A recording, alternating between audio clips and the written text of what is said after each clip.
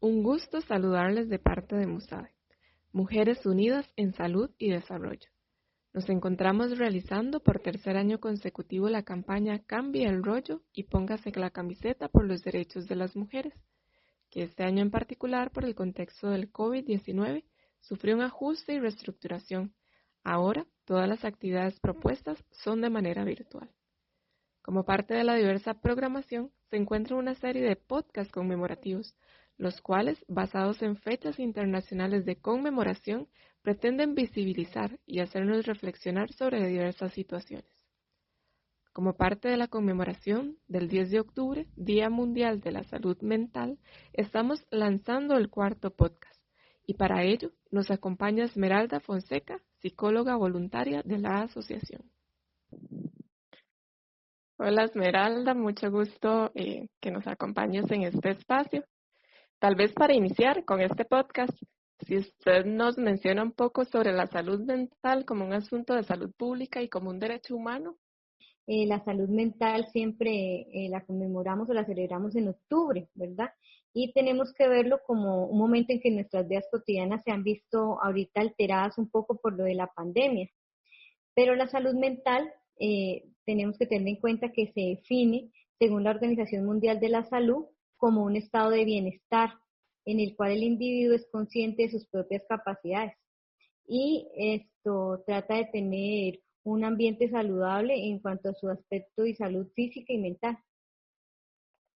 Muchas gracias, Esmeralda.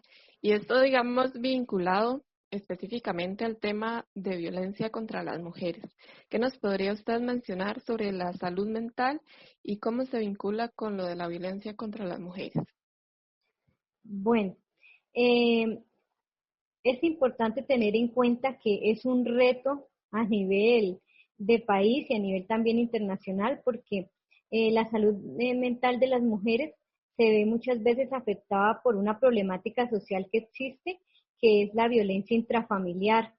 Entonces, el que una persona esté, una mujer, en este caso, esté en un hogar donde sufre algún tipo de violencia, impide o es un obstáculo para que ella pueda tener una buena salud mental, porque uno de los ejemplos es que muchas mujeres que sufren violencia intrafamiliar experimentan episodios depresivos, ¿verdad? Porque son mujeres que han estado sometidas a diferentes maltratos, tanto físico, emocional, ¿verdad? Que es más llamado psicológico, sexual, patrimonial y todos los tipos de violencias que viven las mujeres.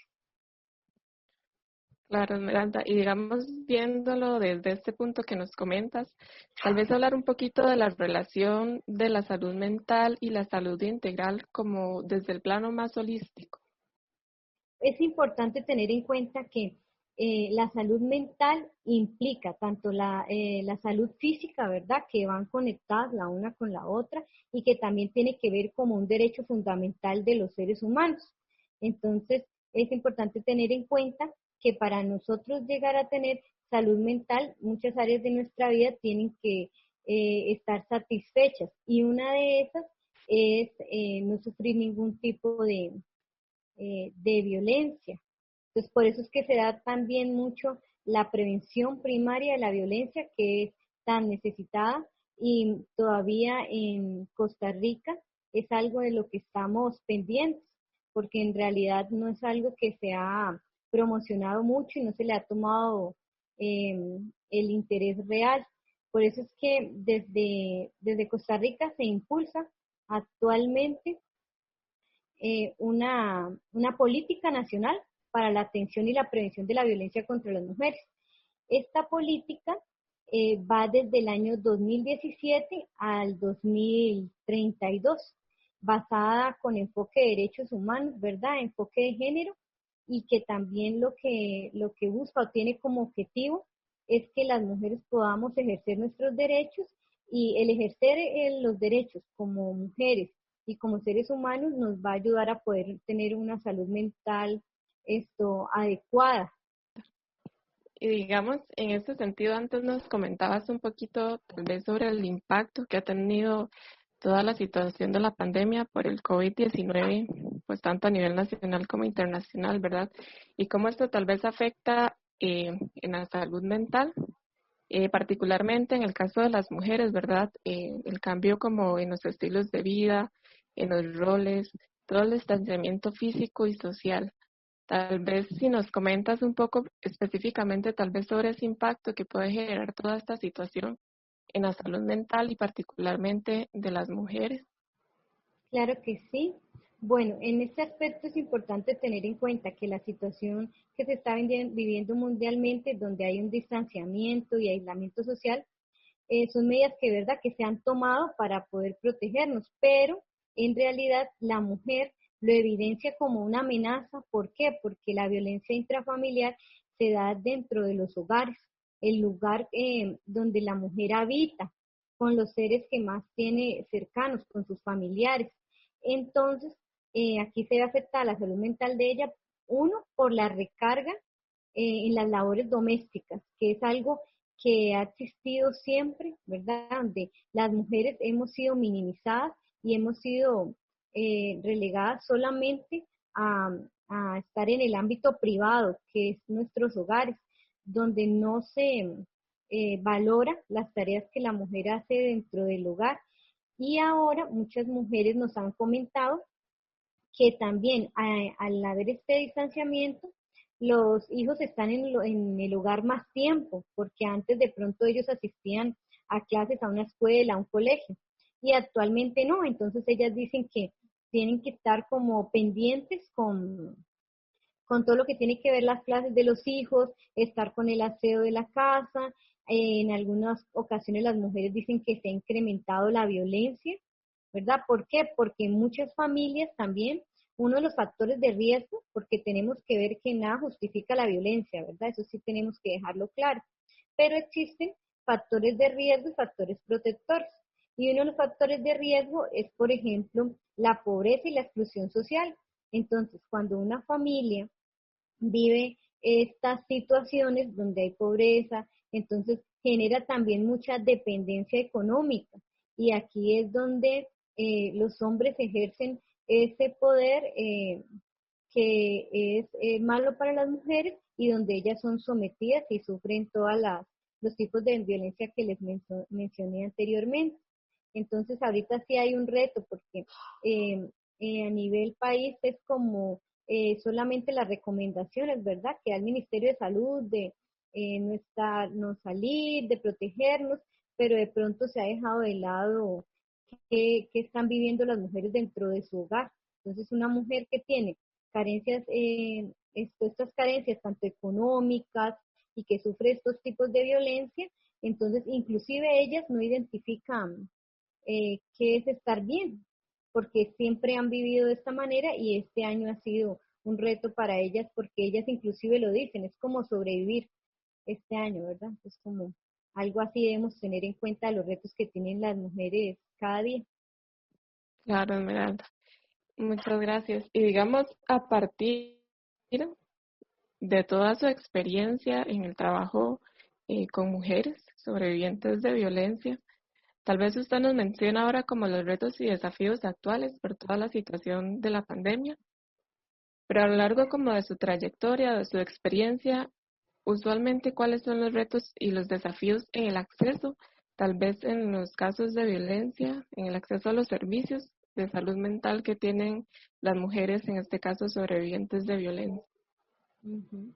Bueno, actualmente esto ya sabemos que Costa Rica cuenta con leyes, ¿verdad? Para la atención de la violencia, pero uno de los retos es la prevención de la violencia contra la mujer, porque, por ejemplo, la prevención tenemos que tomarla como todas aquellas acciones que permitan anticiparse a la ocurrencia de la violencia, identificando los procesos que contribuyen a desencadenarla con el fin de reducir el impacto que ésta produce en la vida de las mujeres. Entonces, por eso es que desde el INAMU se impulsa un poco y a nivel país la, eh, la Política Nacional para la Atención y Prevención de la Violencia contra la Mujer. Entonces, en esta política se mencionan como los los retos que se tienen a nivel de Costa Rica. Entonces, parte importante es identificar un contexto socioeconómico, la situación y condición de las mujeres. Actualmente todavía se encuentra en desventaja el hecho de que las mujeres no tienen igual acceso para sus derechos. Por ejemplo, una mujer que haya estudiado, es más difícil inclusive a veces conseguir un trabajo y que sea remunerado de manera equitativa igual que los hombres. Entonces, eso es algo que ya se ha evidenciado. Y también porque una brecha grande que hay es la responsabilidad del cuidado. Muchas mujeres que conocemos nos dicen que aunque ellas estudiaron y quieren trabajar fuera del hogar, es muy difícil porque no tienen con quién dejar a sus hijos menores. Entonces, cuando se enfrentan a esta pared o a esta brecha, muchas tienen que desertar del ámbito público, porque ellas no tienen cómo cubrir las necesidades que tienen en sus hogares. Entonces ahí es donde muchas veces se crea la dependencia económica. También otro reto que se tiene es la pobreza y la exclusión y la violencia contra las mujeres en el círculo en el que ellas están inmersas, porque según los estudios que se han hecho en Costa Rica, la pobreza tiene cara de mujer, así lo explicaban desde el INAMU. ¿Por qué? Porque las mujeres somos las que tenemos mayor carga de nuestros hijos e hijas. Todavía se presenta mucho que aunque está la ley de paternidad responsable y de pensiones alimenticias, no se cumple a cabalidad, ¿verdad? Entonces las mujeres somos las que tenemos que este reto de poder tener a nuestros hijos y nuestras hijas de buena salud, tanto física como mental. También está algo que es muy importante y uno de los retos que tiene Costa Rica es la inseguridad de las mujeres, la percepción y la realidad en la que nosotras vivimos. Porque, por ejemplo, todavía vemos cómo está marcado el acoso callejero, que es algo que inclusive en las noticias hace poco hemos visto muchos tipos de violencia, ¿verdad? Cómo nos acosan de manera verbal, inclusive hasta llegar al punto de que nos vean como un objeto y haya un abuso en contra de nosotras. Entonces, aunque ahorita está, por ejemplo, de que podemos denunciarlo, a veces es muy difícil, porque muchas mujeres me dicen, ¿cómo vamos a denunciar si de pronto la persona me dijo algo morboso o me mostró una parte de su cuerpo y se fue y yo no sé quién era? Entonces las mujeres expresan que tienen miedo de salir de sus hogares porque miedo a que no saben con qué se van a enfrentar, ¿verdad? Entonces, esto es algo que nos limita en el acceso a otros servicios. También está la violencia simbólica y el posmachismo, que es algo que la gente todavía no tiene mucho conocimiento de esto y al no tener conocimiento muchas veces nos vulneran nuestros derechos. Algo que en Costa Rica debería trabajarse y que es algo que ha cambiado poco a poco, pero todavía queda bastante por hacer, es en que cuando una mujer sufre violencia hay una ruta crítica. Eso quiere decir que es la ruta que sigue la mujer para defender sus derechos, a dónde puede acudir. Entonces aquí sí quisiera como resaltar un momento de que si alguna mujer sufre alguna situación de violencia, sepa que ya puede llamar al 911, ¿verdad? Y que no tiene que tener saldo, ¿verdad? Ni recargas ni nada para poder llamar. La llamada es gratuita. Pero eso es una medida de atención, no de prevención, que es lo que necesitamos que se trabaje más a nivel de país. Claro, Esmeralda. Y también comentar que al finalizar tal vez este podcast vamos a brindar como algunos espacios habilitados para el apoyo psicosocial para Ujú. estos casos. Entonces, ahorita más adelante vamos como a especificar más sobre ese tema. Bueno, me gustaría mencionar algunos ejes que son necesarios para que implementarlos en Costa Rica como medida de atención y prevención en contra de la violencia contra la mujer. Entonces sería, un eje es promoción de una cultura no machista. Hay que empezar a cambiar la manera en que, ¿verdad?, en que éramos educados, donde se sobrevaloraba el ser hombre y se minimizaba el hecho de ser mujer. El segundo eje es la promoción de masculinidades para la igualdad y la no violencia. Tiene que ver mucho también cómo han aprendido los hombres, ¿verdad?, a enfrentar todas las situaciones que se presentan. Entonces, hay masculinidades positivas, donde el hecho de ser hombre no quiere decir que yo tenga que ser una persona agresora. El eje número 3 tiene que ver con la articulación de iniciativas de desarrollo social para desvincular la pobreza multidimensional, la exclusión y la violencia contra las mujeres. El eje 4 nos habla un poco también de la protección efectiva, el acceso real, debida diligencia y sanción y la no victimización de las personas, de las mujeres. Un caso aquí, para que podamos entender este eje, es, por ejemplo, cuando una mujer sufre abuso sexual. Entonces es, por ejemplo, si la mujer acude al juzgado o si es menor de edad al PANI o a alguna institución pública, que se le tome su declaración y no tenga que ir a todas las instituciones a dar su historia, porque esto hace que la mujer reviva nuevamente la situación dolorosa que pasó. Entonces, la idea es que entre instituciones haya una conexión para que se le pueda dar una atención pronta y oportuna e integral. O sea que además de que hayan medidas que sancionen, también hayan medidas que ayuden a la mujer a poder tener o minimizar las secuelas de la violencia que enfrentó. Y el último eje, que es algo que ahorita estamos viviendo mucho, es la prevención del femicidio.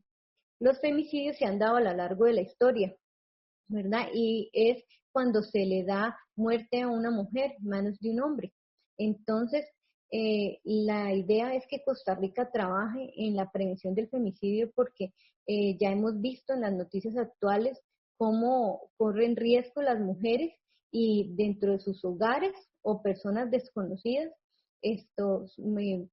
a las mujeres se les da la mayor violencia que existe, que es quitarle su vida. Esos eran como los ejes que quería mencionar, que me parecen como muy importantes poder visibilizarlos para que la violencia contra la mujer sea algo real que identifiquemos como una necesidad a nivel de país y podamos abordarla. Muchas gracias, Esmeralda, por visibilizarlos. Y tal vez partiendo como desde el ámbito o desde lo cotidiano, digamos, algunas recomendaciones de hábitos, rutinas, tanto como en la convivencia como a nivel, digamos, personal, que usted diga para promover o para cuidar nuestra salud mental. Ok, sí, exacto. Bueno, algunas cosas que debemos tener en cuenta para mantener una buena salud mental es mantenernos activos, porque también el hecho de estar aislados en nuestra casa hace que entremos en un estado de reposo donde inclusive no sabemos qué hacer, ¿verdad? Entonces, o las tareas que hacíamos antes, dejamos de hacerlas porque nos sentimos un poco encerrados, nos decían unas personas, pero es tratar de identificar que es una situación que estamos viviendo y no se va a mantener para siempre, que va a cambiar, que en algún momento ya esto no va a estar y podemos afrontarlo de una manera más positiva. Entonces es importante mantenernos activos, tener una rutina diaria. Después es importante también tener horarios de descanso, ¿verdad? Porque también inclusive muchas personas que están trabajando en sus hogares, entonces trabajamos varias jornadas y de pronto ya son las 9 de la noche y aún continuamos trabajando y entonces empiezan también a darse en problemas de una mala comunicación entre los miembros del hogar porque estamos cansados, saturados, ¿verdad? De estar frente a una pantalla todo el día, de estar en la casa trabajando y no, como que no tenemos horarios de descanso. Es importante también comer bien, porque muchas personas están experimentando ansiedad, ¿verdad? Y angustia. Entonces, esto nos provoca que algunas personas quizás tiendan a comer más o no se den cuenta de la cantidad de comida que de pronto están ingiriendo y que no es sana para su estado físico. También es importante que tengamos conexión, una vida social, y a esto me refiero a que podamos utilizar las herramientas tecnológicas de manera positiva, ya que tenemos, por ejemplo, esas herramientas de Zoom, de Teams, de WhatsApp y otras, podríamos comunicarnos con nuestros familiares, porque algo que nos han expresado las personas que son adultas mayores es que de pronto ya no van a visitarme por lo del aislamiento, pero yo puedo estar alejada de una persona físicamente, pero igual puedo estar presente en su vida de otra manera. que es comunicándome con esa persona, ¿verdad? No hacer como ese abandono a las personas que nos rodean y que son parte de nuestra vida. También está un poco, ponerse un poco de objetivos, ¿verdad? Como que quiero lograr, como esto, cómo me quiero sentir y a partir de ahí plantear algunas tareas que me van a ayudar a sentirme mejor cada día. Y algo muy importante también es que las personas aprendamos a pedir ayuda, porque a veces nos sentimos débiles si pedimos ayuda, pero en realidad es fortaleza el poder decir yo no puedo con todo. Y es algo que es parte del ser humano. No siempre tenemos que poder con todo lo que se nos aparece en la vida, con todos los retos. Por eso es que somos seres sociales y podemos apoyarnos en otras personas para poder salir adelante. Por ejemplo, pedir ayuda en qué momentos, cuando sienta angustia, desde también el Colegio de Psicólogos, creo que ellos sacaron líneas de atención para poder atender estos casos donde yo sienta angustia o que sienta miedo o alguna alteración mental o emocional. También, por ejemplo, en el caso de la violencia, ya sea de niños, mujeres o cualquier persona que sufra violencia, están las líneas de atención para pedir ayuda y, o por ejemplo, que tenga alguna situación específica en mi hogar, entonces yo pueda comunicarme con otra persona que pueda ayudarme, ya sea de institución o una persona particular. Y también, por ejemplo, algo que podemos ver dentro de las recomendaciones es que también debemos atender las medidas de aislamiento, ¿verdad? Cuidarnos, pensar y tener en cuenta que si yo me cuido es también responsabilidad porque estoy cuidando a los otros seres humanos, ¿verdad? Hay que verlo así, no es solamente como de que si a mí no me va a pasar nada, yo no me voy a cuidar, no, sino que tengo que identificar que es mi responsabilidad cuidar a otros. También es importante solicitar ayuda profesional si ya tienen alguna situación, ¿verdad? Difícil. Y también tratar de no saturarse con noticias, ¿verdad? Sino tratar de recibir la información necesaria, ¿verdad? No estar como todo el día porque eso nos puede generar ansiedad. Yo creo que estos serían algunas de las recomendaciones. Esmeralda, tal vez si retomamos un poquito en este ámbito de las recomendaciones, dos aspectos que se consideran importantes, que usted los estaba mencionando, tal vez lo del los problemas de convivencia como por estrés y en todo este entorno, y también sobre la sobrecarga de labores que tienen las mujeres. ¿Qué recomendaciones en esos dos puntos específicos nos podría usted mencionar? Ok, bueno, en cuanto a esos puntos es importante tener en cuenta la comunicación asertiva en las familias, ¿verdad? Entonces esa es la capacidad que yo tengo de expresar emociones, sentimientos, pensamientos de una manera en que yo no lastime a otro ser humano. Aquí es importante tener en cuenta que mi derecho llega hasta donde yo violento a otro ser humano. Entonces, por ejemplo, algo que siempre me han dicho mucho es como, yo tengo el derecho a libre expresión, puedo decir lo que yo quiera, pero en realidad yo puedo decir lo que yo considere, lo que yo piense, pero si no lastimo a otra persona. Entonces, en mi hogar, yo puedo decir que algo me está incomodando o que algo está mal, pero no hacerlo de manera agresiva, ¿verdad? Porque entonces muchas veces lo que se dan son espacios donde ya el cansancio es tanto que las personas se empiezan como a agredir de manera verbal, psicológica, ¿verdad? Humillaciones y todas estas manifestaciones de la violencia psicológica. Entonces, algo importante en nuestro hogar es que nos respetemos los espacios de cada persona, valga la redundancia. Por ejemplo, que si está mamá, papá y los niños o abuelas, ¿verdad? Los diferentes tipos de familia, abuelas, la hija o cómo viven, entonces que cada uno tenga un espacio para desarrollar sus labores y también puedan tener horarios en los que puedan compartir. Y ahí lo que mencionaba Yana era importante, cómo dividirnos las tareas del hogar. Las tareas del hogar tenemos que pensar que nos tenemos que quitar de nuestra mente lo que siempre nos han dicho, que es responsabilidad de las mujeres. No, esto no es así.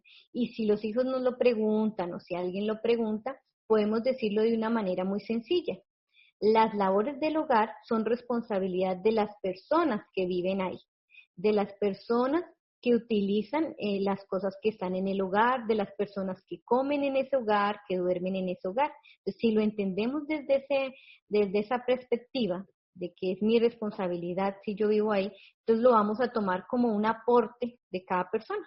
Y yo entonces voy a acceder a que yo tengo que desarrollar ciertas tareas y dejar la palabra de que yo ayudo a mi mamá o yo voy a ayudarte, no, porque no es una ayuda, porque cuando decimos ayuda, quiere decir es a la mujer que le toca, y no, no es una ayuda, es que todos vamos a ejercer esa responsabilidad de compartirnos las labores del hogar por compartir un espacio en el que nosotros vivimos. Entonces, como para hacer un resumen pequeñito, sería tratar de tener comunicación asertiva. Si yo me siento enojado, triste o alguna de esas emociones, pensar que son normales del ser humano, que las podemos experimentar y no son malas. Lo malo está en cómo yo expreso esa emoción. Entonces, si yo me siento así, pedir un espacio, irme para un cuarto, escuchar una canción, meditar un ratito, leer un libro, buscar alguna estrategia que me ayude a que esa emoción, ¿verdad?, se atenue, se baje un poco y ya después poder expresarle a mi familia que me está molestando, cuidar el espacio privado de cada uno y compartir espacios a nivel familiar y por último dividirnos las tareas del hogar, que es responsabilidad de todos y todas las personas que iban ahí. Muchísimas gracias, Esmeralda, por estas recomendaciones que nos ha brindado. Ahora, tal vez para finalizar, compartirles tal vez un poco de los recursos o de los espacios habilitados para apoyo psicosocial, tanto en la zona de Occidente, digamos, como a nivel local y también a nivel nacional. Entonces, comentarles que en MUSADA, ¿verdad? Tenemos atención psicológica dentro de la campaña que es parte de este podcast, que es Cambie el rollo y póngase la camiseta por los derechos de las mujeres. Tenemos un grupo los viernes que se llama Voces Propias, es un espacio socioeducativo y de apoyo. Entonces ahí también nos podemos incorporar. También queríamos compartirles que tenemos redes comunitarias, que son espacios de apoyo y acompañamiento en diferentes zonas del país, que están organizadas por mujeres, por y para mujeres. Las voy a mencionar, hay en San Ramón, en Palmares, en Naranjo, en Sarchí, en Cotobruz, en La Suiza, en Turrialba, en Punta Arenas, en Sardinal de Punta Arenas, en Limón y en Peñas Blancas. Tal vez, digamos, si pertenecen a alguna zona de estas, entonces, si tienen interés o si tienen como dudas, pueden comunicarse al número de MUSADE, ¿verdad? O al Facebook de MUSADE, alguno de los medios, y en ese caso le proporcionaríamos como el contacto, o también se les puede agregar al grupo y se pueden como vincular a estas redes. Y también tal vez mencionarle que en casos de situaciones de emergencia a nivel de Occidente, se va a proporcionar en la descripción del podcast los números de las delegaciones policiales en caso de que los requieran. Y tal vez, Esmeralda, si nos comentas un poco como a nivel nacional esos recursos o esos espacios habilitados para apoyo y para emergencias. Claro que sí, Dayana. De algunos espacios habilitados para el apoyo psicosocial está primero tener en cuenta que en caso de emergencia llamar al 911, ¿verdad? Que lo comenté al principio, pero para que lo tengan en cuenta. 911, ahí siempre pueden encontrar ayuda en alguna situación difícil de violencia o donde ustedes estén en riesgo. También tener en cuenta que el INAMO, ¿verdad? Que es la institución que vela por los derechos de las mujeres, cuenta con varias regionales a nivel de país, pero entonces pueden encontrar los contactos telefónicos, correos electrónicos en su página que es www.inamo.go.cr y también mencionarles que están las OFIN, que son las oficinas municipales de la mujer. Entonces también, dependiendo del lugar donde ustedes vivan, pueden llamar al 103 y preguntar por las oficinas municipales de la mujer del lugar en el que usted habita. Y tal vez para finalizar y retomar que también Esmeralda antes lo mencionó, el Colegio de Psicólogos, en alianza con el MEP, habilitó una línea de atención psicológica que se llama Aquí estoy. Entonces pueden ponerlo en Google, Aquí estoy, y ahí les van a aparecer los números telefónicos. Si no me equivoco, también el 911 redirecciona. Entonces, para que lo tengan en cuenta en caso de requerir atención. Y eso sería el podcast de salud mental. Muchísimas gracias, Esmeralda, por acompañarnos, por compartir su experiencia con nosotras y por construir junto con USAD. Dayana, con mucho gusto y por último, nada más decirles que siempre tengamos en cuenta que ser seres humanos nos da la capacidad y nos da la oportunidad de poder vivir sanamente, de tener salud mental y que todos los seres humanos tenemos derechos que nos respaldan para poder vivir de una manera sana y sin violencia.